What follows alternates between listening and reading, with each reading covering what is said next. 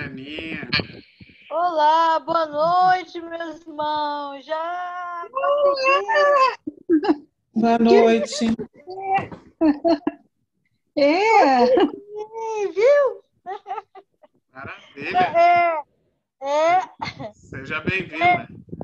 Obrigada. Eu estava escutando vocês falarem de conversar com os filhos, né? Eu não tenho filho, mas realmente, na situação de hoje, eu acho que tem que ter uma conversa mesmo, porque senão eles acham que já são grandes, né? E vão pelo caminho que eles acham que são certos.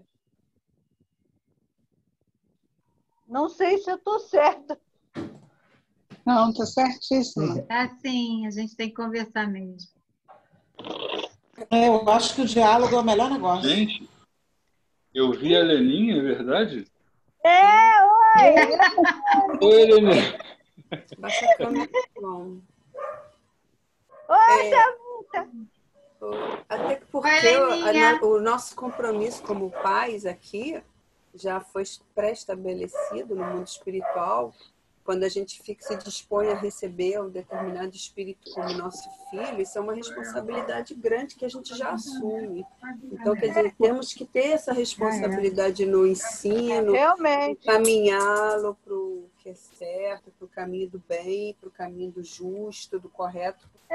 Esse é o teu compromisso como pais aqui na Terra, já estabelecidos lá no mundo espiritual para receber esses filhos.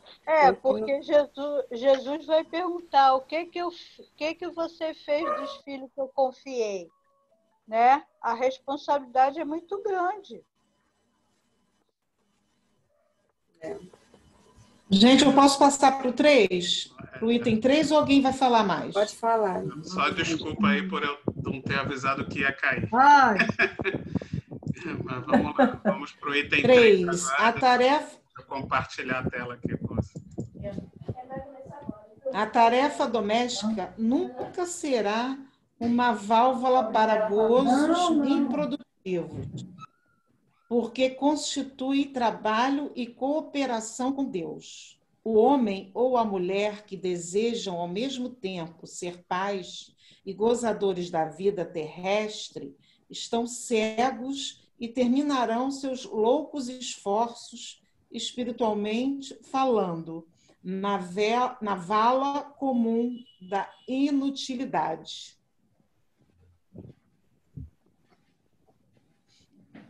Eu não tenho esse livro, então é ruim, porque a gente não pode nem acompanhar. Leninha, não sei se você viu que eu compartilhei a tela, mas aí eu não sei se você está no celular, de repente fica muito pequeno para ler, né? Eu vou para o computador. O computador é melhor, eu acho. E o link do livro é compartilhado, o capítulo. Lá no grupo de estudo, a gente sempre compartilha também antes o link do estudo para você poder ler e o audiobook também, que aí dá para ouvir no YouTube. Só para você saber. Aí, antes de entrar na sala, você pode entrar nesse link, ler o texto e ouvir no YouTube o audiobook também. Já fica por tá. Eu vou passar para o computador, que talvez fique até melhor para me ver. Bem, sobre esse parágrafo, realmente, né? Muitas vezes os pais querem curtir a vida igual aos filhos, né? E em vez deles educarem os filhos, eles querem fazer as mesmas besteiras que os filhos, quando não querem fazer pior. É verdade. Isso gera um problema terrível, né? Porque você quer que o seu filho seja... Se você deseja que seu filho seja uma pessoa do bem, que seja uma pessoa responsável, já é tão difícil, né, da gente conseguir alcançar esse objetivo. Imagina quando nós mesmos, quando os pais, no caso, não estão nem aí para isso. Eles não estão importando se os filhos vão ser pessoas boas ou ruins. Até, né, a gente ouve casos aí de filhos, como você deu o exemplo da maconha. Tem gente que é o contrário, que o pai incentiva o filho a fumar maconha junto com ele. Então, a beber. Então, incentiva a beber. incentiva a não ser um marido fiel, ou vice-versa, uma esposa fiel. Então, a gente vê, na verdade, os pais que seriam os que deveriam tentar São os minimizar, exemplos, né? eles são os que incentivam a piorar. Aí, realmente, a situação fica muito, muito grave. Né? Por isso que os filhos estão em caminhos totalmente errados, porque os pais, em vez de mudar, né, mudar o modo de agir com os filhos, não, eles incentivam cada vez mais, né? Felizmente. Teriam que ser responsáveis, né? Desculpa. Exato, Eles são muito irresponsáveis. Vamos então, está todo mundo falando, que bom, né? É ótimo isso, é muito bom. Mas, ó, dedinho levantado. Vamos levantar o dedinho, e aí eu, como moderador, vou apontando um de cada vez para poder a gente não atropelar o outro. Então, João, por favor, pode falar primeiro. São os pais coleguinhas, né? Eles não ensinam e ainda desaprendem o que aprenderam. Porque como é que a criança ou adolescente, assim, um pré-adolescente, vai ensinar uma coisa se ele é que deveria ensinar e encaminhar? Ele desaprende aquilo que ele aprendeu e vira coleguinha. Em vez de ser pai e mãe, vira coleguinha. Ai, horrível. Terminou, João? Eu vou pedir também para quando vocês terminarem de falar que terminou, para eu não cortar também. Okay. Selma também tinha levantado o dedo. Não, eu tinha falado sobre isso mesmo, que a responsabilidade que eles assumem quando eles têm um filho, né? Enquanto é jovem, você tem um outro tipo de vida. A partir do momento que você se torna responsável por um outro ser, você tem que assumir uma atitude mais responsável, né? Mais adulta, mais madura, né? Que é o que falta em muitos pais, que aí acabam ficando querendo viver sempre como jovens, não assumem a idade nem a responsabilidade de serem pais. É isso. E aí acaba com esses problemas. Acaba tendo esses problemas com relação ao lar, né? Que se desestrutura. É isso. Terminou? O Flávio também tinha levantado o dedo. Depois a Leninha. Libera o áudio, Flávio. Você sabe qual é o problema também? É que os pais, né, eles não se espiritualizaram. O moral deles, o intelecto deles é muito limitado. Então, eles pactuam com essas coisas erradas, essas coisas que não são benéficas, não, nem para ele, nem para a sociedade, muito menos para o filho, que está dentro da casa dele e ele deveria seguir pelo exemplo. Então, eles pactuam com isso, eles se sentem bem com isso. Então, fica muito difícil você passar para o filho uma situação que vai de contra você, vai de contra os seus gostos, vai de contra realmente o que você, naquilo que você se sente bem, seja lá o que for, né? Então, que seja ruim, né? Esse que é um dos problemas, né? Não estou dizendo que seja o problema, é um dos problemas, porque ele se sente bem. Se ele se sente bem, ele vai fazer com que aquela pessoa que esteja do lado dele pactue com ele e também se sinta bem, independente de quem seja, esposa, filha, sobrinho, neto, não sei, porque ele vai achar que aquilo ali é bom para ele, seria bom também para aquele herdeiro dele ou a pessoa que convive com ele. Acabou. Porque eu acho assim, os pais acham que tem que agradar o filho em tudo, eles acham que os filhos estão certos, seja lá em que situação for. Mesmo no errado, tem pais que acham que o filho está certo, tem que deixar fazer o que quer. E é isso que acaba os filhos indo para o caminho errado, porque eles acham que está certo, então, para eles está tudo bem. Né? Eu acho que os pais tinham que ser um pouquinho mais rígido, né? Não muito, mas eu acho que tinha que ser mais rígido para poder os filhos não ir tanto para o caminho errado. Acabei. Mais alguém quer falar? Ou podemos passar para o próximo? 4. Acho que pode passar. Posso falar? Debalde se improvisarão sociólogos para substituir a educação no lar por sucedâneos abstrusos que envenenam a alma.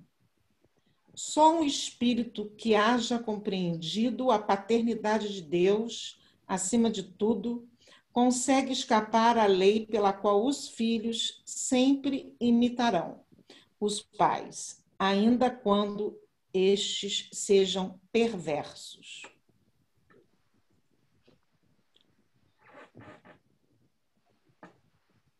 Gente, eu nem sei o que significa essas palavras. Eu também não sei, não. Só olhando no dicionário. Alguém pode falar, traduzir? Flávio vai traduzir, que ele é o espírito puro do grupo. Ele vai... Sucedâneos abstrusos. Isso não, é outra coisa. Que é isso? A Janete não está aqui, não. Ela voltou, só que está sem imagem, né? Ela disse que acho que a internet dela tá ruim. Mas ela voltou de novo. Eu aceitei ela no grupo, está escrito aqui Janete, mas realmente a imagem dela ainda não voltou. Eu queria falar só isso. Não, Flávio, você é espírito puro, tem que explicar. Selma, abstrusos. Deixa a Selma viu no dicionário, ela vai falar aí. Que abstrus é o que se diz daquilo que está oculto ou encoberto. É obscuro, confuso.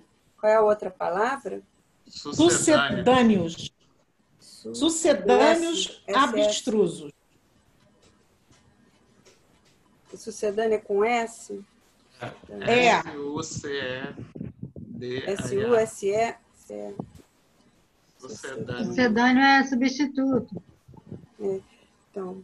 A Janete falou. Substituto. A Janete aí. Sucedâneo. Então,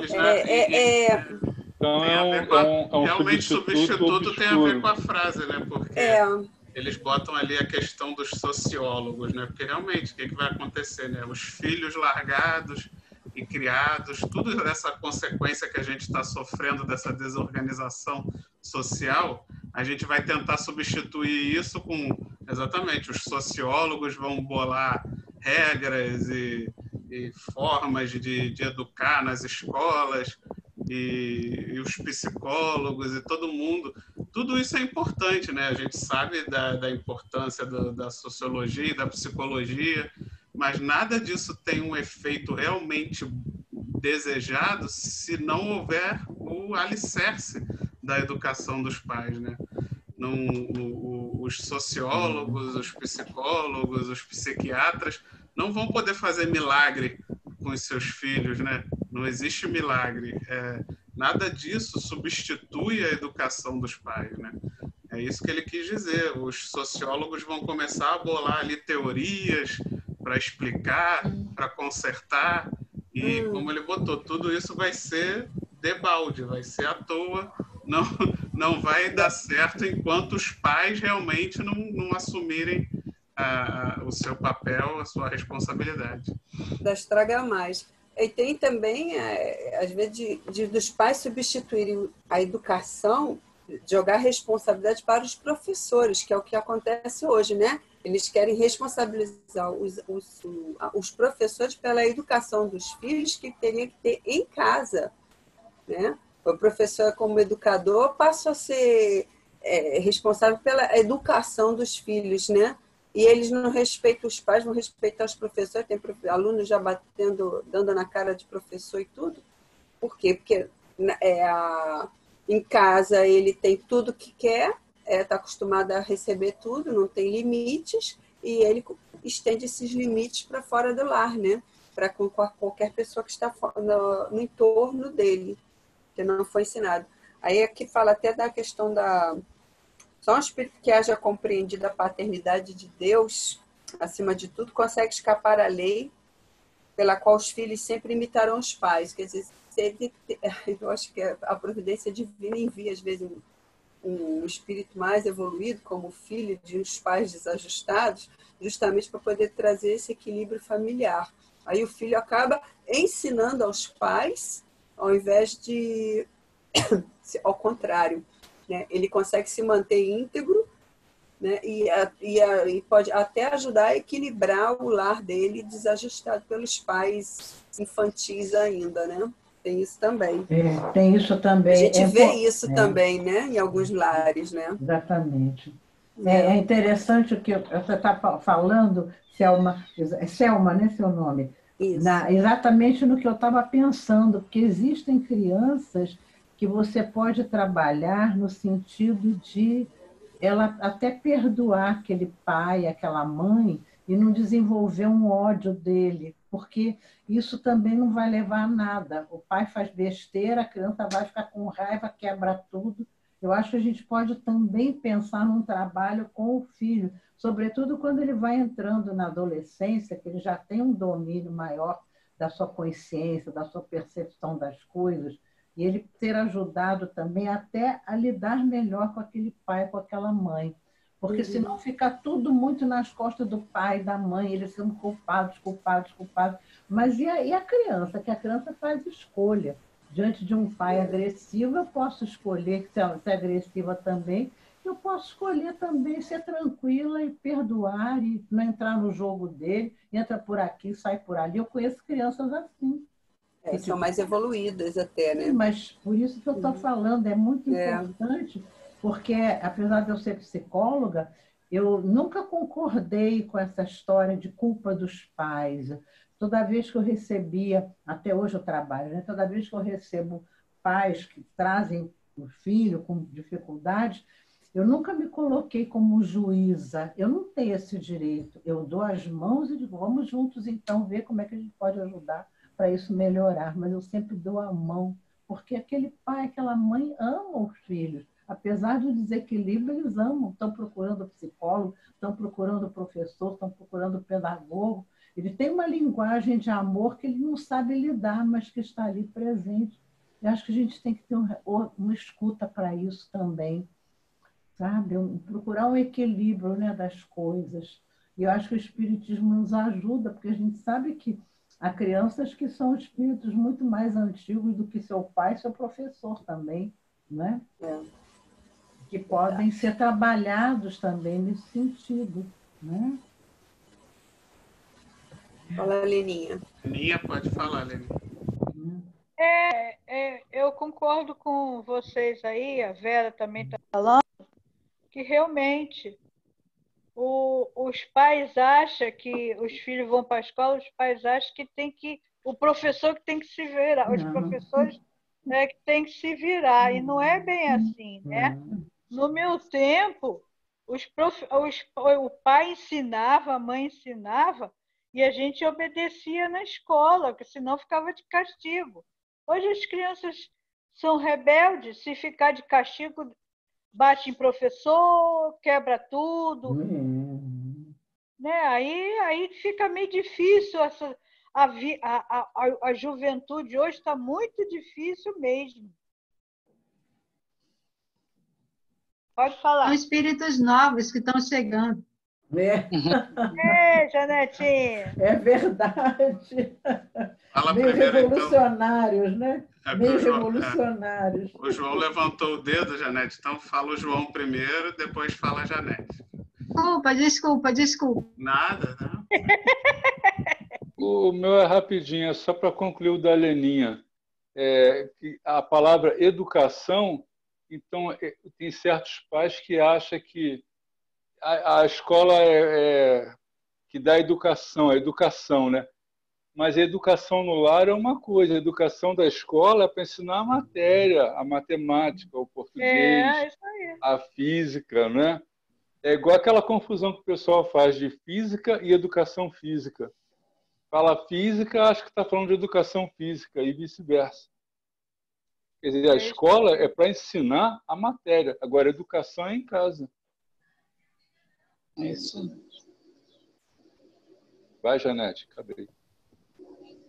Não, era isso mesmo. Educação é em casa. O colégio dá instrução. Mas a educação é no lar, os pais não podem se omitir dessa tarefa tão importante, não é? De educar os filhos na boa conduta, bom caráter, né? Tem que ser. E o que a gente vê, como a gente já comentou antes, é essa transferência. Os pais querem que os professores eduquem os filhos. Não é isso. Os filhos ficam tão mal educados lá, desrespeitando os professores, porque não tiveram essa educação em casa. Né? Porque aquele que é bem educado, que recebe os ensinamentos de respeito ao outro, ao ser humano, ele vai saber respeitar tanto o professor em sala de aula, como os seus... Em qualquer lugar que ele teve uma boa educação, ele vai saber respeitar o outro, né? Pela vida fora. É isso. Os pais acham que vieram de férias, né? Só para curtir. É uma coisa até que, por exemplo, quando eu tive filhos, eu pensei assim, as minhas diversões serão com os meus filhos. Né? Assim, não dá para ser a mesma coisa, né? Você pode até uma vez ou outra ir a um local em que as crianças não podem ir, um teatro, cinema, mas eu acho que os pais têm que adequar a sua forma de se divertir, as suas diversões, incluindo os filhos. E não excluindo, deixando os filhos, né, para lá e aí eu vou para... Ah, não, as crianças, né? Casos de pais que viajam, vão para outros países e deixam os filhos simplesmente. Eu acho tão legal, assim, posso estar errada, mas eu acho tão legal a diversão em família, né? Com todo mundo junto. Por que eu não posso ter os filhos para fazer esses passeios, para me divertir, não é? É verdade. Eu acho que é um período tão bom da gente estar presente na vida dos filhos. É isso. Você está certíssima, né? É porque muitas vezes os pais não se planejam, né? Ou querem ser eternamente adolescentes, o que causa até um outro problema que hoje em dia está sendo muito comum casais que nem querem ter filhos, né? Para exatamente não assumirem essa responsabilidade. O que tem o lado bom de pelo menos não estarem criando filhos largados, mas tem o lado ruim, porque está demonstrando o egoísmo, né? Como o egoísmo está forte, está sendo disseminado na nossa sociedade hoje em dia, né? E eu concordo com você, Janete. Eu também sempre planejo os meus passeios, as minhas viagens de forma que sejam para a família, né? É lógico que é importante o casal também ter os seus momentos, mas coisas mais importantes, assim, coisas maiores, né? Viagens, geralmente a gente tem um gasto maior. Eu não consigo me ver viajando só com a minha esposa e largando meus filhos em casa. Eu não vou ficar feliz. Eu não vou ficar feliz. O que mais me deixa feliz é ver meus filhos felizes. Eu vou viajar com a minha esposa e vou largar as crianças trancadas dentro de casa. Não faz sentido. Não faz sentido. Nem a Gláucia vai aceitar isso também. A Gláucia também não vai conseguir. Ela também não consegue. Pode falar, Janete. E assim, quando a gente ia ver os filmes de criança, né, até o cinema passa a ser outra temática. Você vai com os crianças, ainda tem que ver aqueles desenhos, tudo. Mas faz parte, gente. É uma maneira da gente estar presente. Eles ficam tão felizes de ter a gente por perto, né? É uma coisa gostosa, é uma segurança. E outra coisa que você está falando com relação aos casais que não querem filhos, isso eu fico preocupada com a fila para reencarnar, não é? Veja bem, isso me culpa, gente. Um dia a gente vai para essa fila lá. Não, né, imagina a dificuldade que esses pais que não querem ter filho para ficar curtindo a vida, a hora que eles tiverem que reencarnar de novo na próxima vida, na próxima encarnação, quem vai querer receber eles como filho? Porque eles não quiseram dar oportunidade para ninguém, ninguém vai querer dar oportunidade para eles. Meu Deus do céu. Pena de talião, escreveu, não leu? Mas, às vezes, alguns espíritos não estão programados para terem a paternidade com eles, ou a maternidade. Tem alguns espíritos que já vêm com essa incumbência, né? Mas são missionários, né? Geralmente eles não têm filho exatamente porque eles dedicam a vida a uma família universal, né? É diferente de um casal que não quer ter filho para ficar curtindo aí os gozos da vida e não liga para ninguém, não faz nada por ninguém. Porque uma pessoa que não tem filho, porém ela tem uma vida de ajudar todo mundo, né? Que seria aquela grande família, como você falou, ele não vem com a missão de ter filho. Jesus, né? Jesus não teve filho porque ele já era o pai da terra. Ele não poderia dedicar a encarnação só a uma família, porque a sua missão era grandiosa. Mas um espírito desse não vai faltar gente querendo receber ele para reencarnar. Na verdade, ele não teve filho, mas ele abrigou milhares de pessoas como sendo seus filhos, né?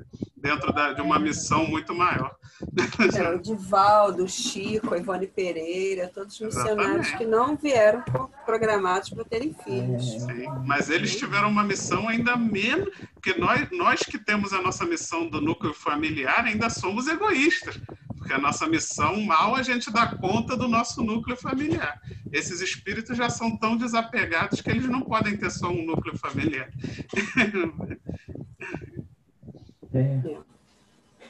A Ana levantou o dedinho. Oi, Ana, pode falar. Assim, a gente vê agora, né, assim, a geração da Clara, que eu vejo, né, pela idade da minha filha, eu vejo uma geração de filhos únicos, né? Porque, assim, acho que de 10 amigas da Clara, 2 têm irmãos. São filhos únicos. E aí você vê quanto menos, cada vez menos. E referente a essa diversão, esse divertimento com filhos, é engraçado. Nós demoramos muito para ser pais. Então, a Clara, quando chegou, nós já tínhamos mais de 10 anos de casado. E o engraçado é que a minha memória afetiva é somente depois da chegada da Clara. Os 10 anos que a gente teve antes, né? Antes dela vir, antes dela chegar, antes dela entrar na nossa vida, foi quase que abolida, né? Porque assim, foi um momento tão grandioso, tão magnânimo que Deus concedeu para a gente, que a nossa memória afetiva é só com ela. E realmente os nossos passeios, né? Nós temos que dedicar esse momento para os filhos, até porque assim, o nosso dia a dia hoje é diferente. Nós trabalhamos fora, eles ficam muito tempo sem a gente, né? Sem os nossos cuidados. Então, os momentos que a gente tem que ser dedicados a eles mesmo, né? Tanto na educação, né? Na educação de casa mesmo, quanto no divertimento, quanto nos passeios. Eu acho assim, eu acho muito incrível quando a pessoa se programa realmente para sair sem filhos. Eu sei como é que consegue. Um dia, assim, é claro, eu já fico com o meu coração palpitando quando ela vai para casa da tia. Mas é muito coisa. E é cada vez menos mesmo. Assim, as gerações estão diminuindo, né? As famílias estão diminuindo a quantidade de filhos. É verdade. Eu vejo de cadeia, gente. Vamos então para a última frase do texto? Vamos.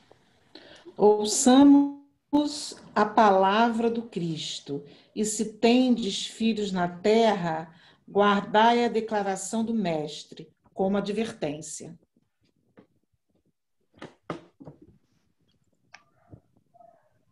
Tem que ter cuidado mesmo.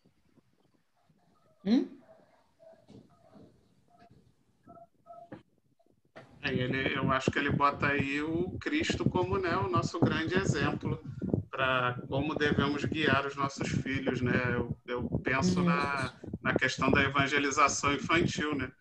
Que nada mais é do que a gente, desde pequenininho, de alguma forma, está apresentando aos nossos filhos o exemplo de Jesus, a história de Jesus, daquela forma lúdica, né? Mas aquilo vai ficando guardado, já vai ficando ali na mente da criança. A criança também começa a fazer um ciclo de amizade com outras crianças que também frequentam a evangelização, que tem também ali famílias mais estruturadas, que estão procurando seguir um caminho melhor. Eu dou o exemplo que, quando eu era criança, eu fiz 1 aninho só de catecismo, né? E como aquilo fez diferença na minha vida, né? Eu depois ali mais velho, né, na adolescência, naquela hora que a vida nos apresenta aquelas tentações e aquelas coisas mais graves, talvez eu só esteja aqui vivo para contar por causa desse 1 aninho de catecismo, que fez com que eu freasse, que fez com que eu não tomasse decisões equivocadas que talvez eu já nem tivesse aqui para contar a história, né? E foi só 1 aninho. Imagina, então, o espiritismo que incentiva que a gente leve nossos filhos todo ano, né? Que não existe esse fim. Então, o quanto é importante isso, né? Aí agora a Selminha levantou o dedinho, depois a Janete. Essa frase que ele fala assim, guardai, né, a declaração do mestre, eu atribuí a que ele fala aqui acima do texto: vós fazeis o que também vistes junto de vossos pais. Quer dizer, trazendo a responsabilidade novamente dos pais com relação à criação dos filhos, porque é o que as ações dos pais é reflexo dos filhos. Os filhos copiam os pais. Tem até uma propaganda do Bradesco que fica anunciando aqui no YouTube, no intervalo que fica entrando, do pai que vai buscar a filhinha na casa do coleguinha, e ele, pelo caminho, passeando com ela de volta, ele ele tira a camisa e dá para uma senhora com frio, ele ajuda outra coisa, ele vai fazendo uma série de ações boas, bacanas, a menina fica só observando. E ela era doida para ter um carrinho. Quando ele chega, depois ele compra um carrinho novo para ela, que ela tinha já um velhinho, né? Aí ela fica toda animadinha com aquele carrinho. Aí ela pega o velhinho dela, vai lá fora, e ele ficou assim, não entendeu nada, achou que ela fosse brincar com o velho. Ela foi lá e deu o carrinho dela para o garotinho que estava ali fora soltando pipa. Quer dizer, a lição é que assim, ela aprendeu com o pai a se desprender das coisas, né? Não ficar agarrando tudo pelas ações dele. Quer dizer, então é isso que eu acho que veio essa frase, né, de Jesus falando, a nossa responsabilidade como pais. Nós somos o exemplo dos nossos filhos, o que nós fazemos, como agimos, o que ensinamos a eles, né, vai refletir nas atitudes, nas ações deles no futuro também, na maturidade. É assim que eu entendi. Tá? A Leninha falar, Vitor, que ela levantou antes de mim o dedinho. Pode falar, Leninha, então. Não, eu estava escutando vocês falarem e realmente os pais, eu sempre ouvia falar isso, né?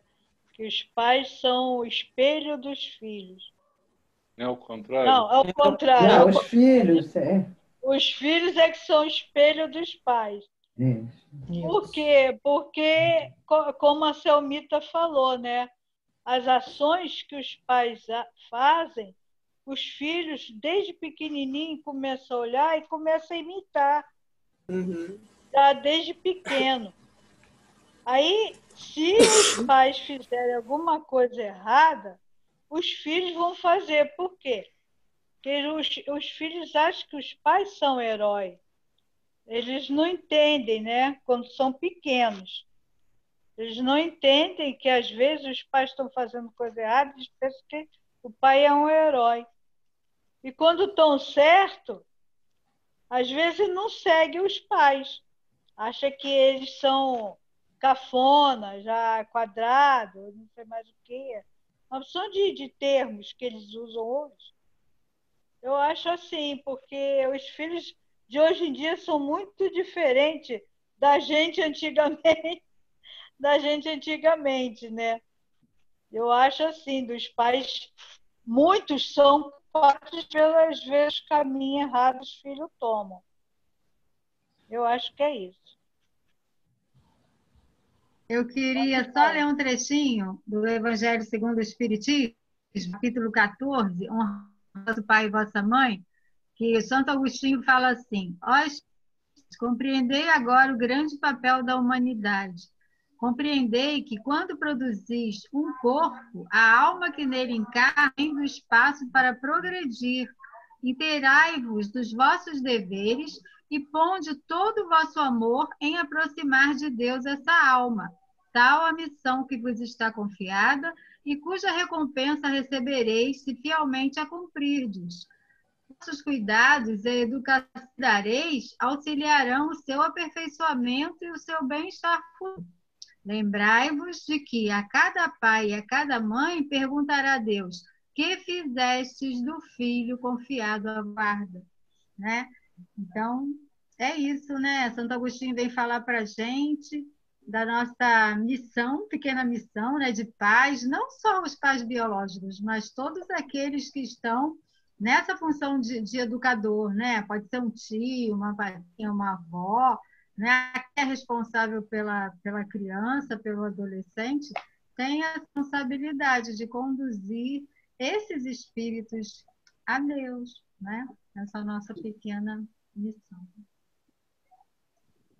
Bem, temos 4 minutinhos. Alguém quer falar rapidinho, mais alguma coisa?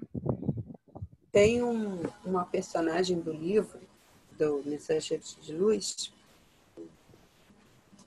Missionários, eu sempre falo, eu troco os nomes dos livros, os Missionários da Luz, que é a Anacleta, que ela estava com uma missão de reencarnar, que ela teve uma passagem que ela tinha tanto amor pelos filhos, mas ela era assim, muito condescendente.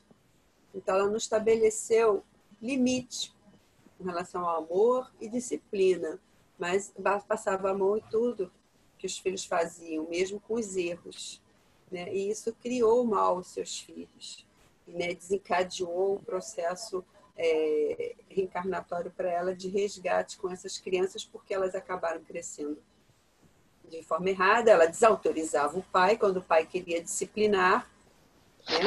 Então, acabou criando um desfecho ruim, porque os filhos ficaram mal encaminhados na vida. Aí ela tem um novo resgate, novamente, mãe daquelas crianças para tentar fazer o caminho certo. Quer dizer, a gente tem que dar amor, sim, mas também tem que ser dura às vezes. Dizer não também é amor, né? Dizer não também é um gesto de amor para algumas atividades. Porque dizer assim, eu quero ser uma boa... Eu não quero fazer como meus pais. Que não... O erro, né? O Rossandro já disse isso, né? O erro dos pais de hoje é quando eles falam assim, que eu não quero fazer como os meus pais. Eu quero dar tudo que eu não tive quando eu era... que eu não tive quando eu era jovem. Mas o que moldou ele foi exatamente as faltas que ele teve. O que ele não tinha na época é que moldou o homem de caráter que ele era hoje. Então, ele, fazendo ao contrário de como ele foi educado, né? Fazendo ao contrário com os filhos, ele acabou deseducando. Então, tem que ter um meio termo, não pode nem ser muito tudo ou muito nada. E isso é importante. Caminho do meio sempre, né? O caminho do meio, exatamente. Tudo tem o equilíbrio. E é isso. Tá? Acho que agora cabe a prece, né, Vitor? Temos 1 minuto e 30. Eu vou convidar a Leninha, que está vindo pela primeira vez, para fazer a prece final. Pode fazer a nossa prece final, Leninha? Posso? Pode fazer.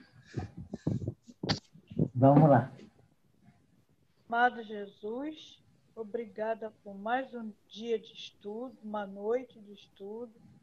Foi muito proveitosa, que a gente possa botar, os pais que estudam, né, possam botar em prática tudo aquilo que a gente estuda. Porque Jesus não teve filho, mas foi um pai para nós, continua sendo. Que a noite seja aproveitada e vamos fazer a nossa prece. Ave Maria, cheia de graça, o Senhor é convosco.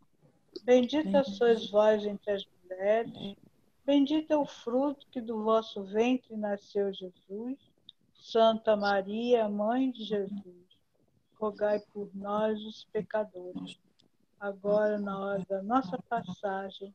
Que assim seja, que a noite de todos possam ser bem, passem bem, graças a Deus.